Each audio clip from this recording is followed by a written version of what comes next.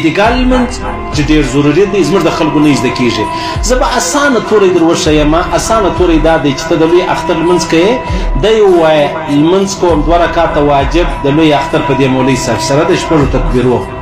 صحیح که دا نسې ویلی دا ما چې تا ته کوم توري اوس در وښول دا خو ستا په دماغ کې راغلو چې 2 رکعته لمونځ دی د لوی اختر دی واجب دی په دې مولوي صاحب سره د 6 تکبیرو. په خوله یې وایه مه نیت وای د زړه و ارادې ته بس په زړه کې د هغه اراده وکړه الله اکبر. صحیح شو؟ لاسونه پر نامه ونیسئ. سبحانک اللهم ووایاست. سبحانک اللهم چې وویل سو بیا درې واره الله اکبر ویل کېږي. الله اکبر لاسونه یې لکه الله اکبر الله اکبر.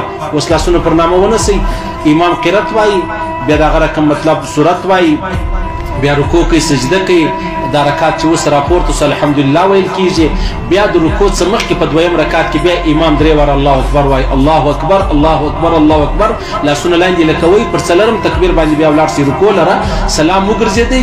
بیا خطبه اورول دی که ورته ناست وي اورول یې واجب دی. دا اورېدل یې واجب دي. که ورته ناست نه وي جنې ولاړې بس ټیک د صحیح د پروا نه لري.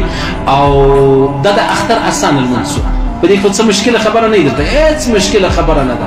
هیڅ ګرانه خبره نه ده. خو بس دغه نیت بیا که یو سړی وایي چې یاره زه رالم له ما دا 3 تکبیرونه تېر سوي ولو زه رالم له ما دا 3 تکبیرونه تېر سوي ولو او چې تا کله نیت وتړې دلته امام په رکوع کې دی بس په دغه نیت کې ووایه الله اکبر چې دی وایي په رکوع کې 3 واره چې شي وایه الله اکبر ووایه.